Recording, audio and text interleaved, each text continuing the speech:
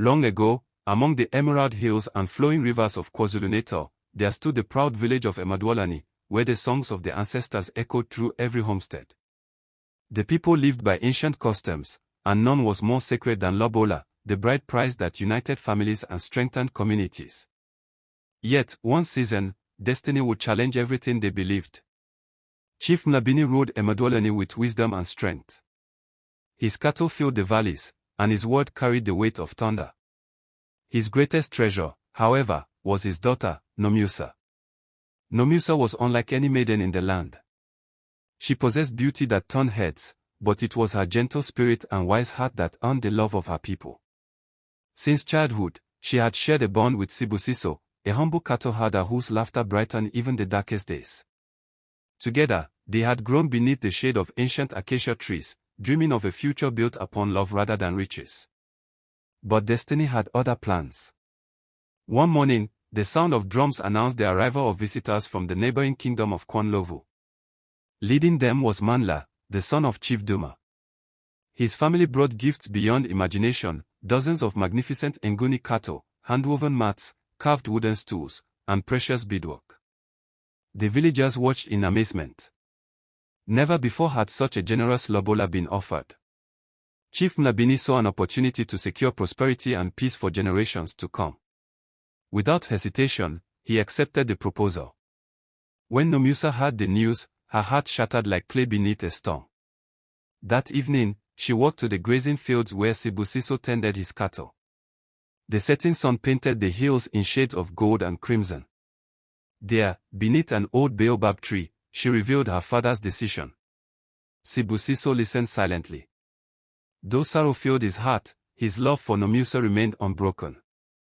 "I may not possess great wealth," he said softly, "but my heart belongs only to you." Tears glistened in Nomusa's eyes. Yet both understood that tradition carried immense power. Days passed, and preparations for the wedding transformed the village into a place of celebration. Women adorned themselves with colorful bead necklaces and traditional isidwaba skirts. Men practiced ceremonial dances with shields and spears while drums echoed through the valleys. But strange signs soon appeared. The cattle brought as lobola refused to enter their new enclosure. Birds circled above the chief's homestead at sunrise. And each night, Nomusa dreamed of a great white eagle soaring toward distant mountains. Concerned by these omens, the villagers sought the wisdom of KwaZulu-Natal, the oldest sangoma in the region. Her face carried the lines of many generations, and her eyes reflected secrets known only to the ancestors.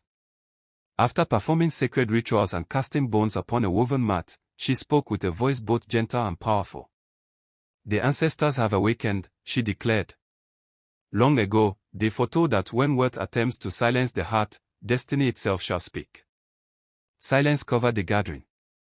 The future peace of these lands depends upon a union chosen not by cattle, but by truth and love. Chief Mhlabeni dismissed the prophecy. He believed prosperity demanded sacrifice and that his duty outweighed mysterious signs. The wedding preparations continued. Yet the omens grew stronger. A terrible storm arrived on the eve of the ceremony. Lightning illuminated the mountains while powerful winds scattered ceremonial decorations throughout the village. The sacred fire at the center of the homestead refused to remain lit. Fear spread among the people. Even Mandla, proud and confident, began to question the ancestors' intentions. That night, he sought counsel from KwaZulu-Natal. The old sangoma looked deeply into his soul. "You are not an evil man," she told him. "But destiny cannot be purchased, no matter how many cattle stand in your father's kraal." For the first time in his life, Mandla understood that respect must be earned rather than demanded. At sunrise, the entire village gathered beneath the great fig tree where important matters had always been decided. The storm had passed, and a magnificent white eagle circled above the assembly. The people gasped. It was the very bird from Nomusa's dreams. KwaZulu-Natal raised her staff toward the heavens. "The ancestors have spoken." The eagle soared toward the grazing lands where Sibusiso stood with his cattle. At that moment, Chief Mhlabeni felt the weight of generations upon his shoulders. He realized that true leadership meant listening not only to tradition but also to wisdom. With humility, he addressed his people. Our customs exist to unite hearts, not imprison them. He turned toward Mandla.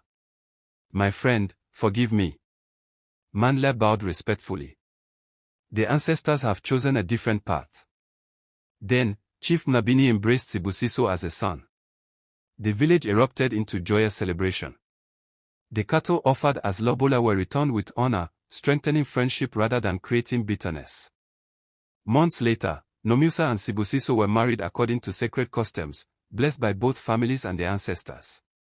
Their union brought unexpected prosperity. Neighboring communities worked together, old conflicts disappeared, and peace flourished throughout the region. People would forever remember the lesson taught by the ancestors. That wealth may build a homestead, but only love and destiny can build a future. And so, beneath the endless African sky, the story of the bright prize of destiny became a legend passed from one generation to the next.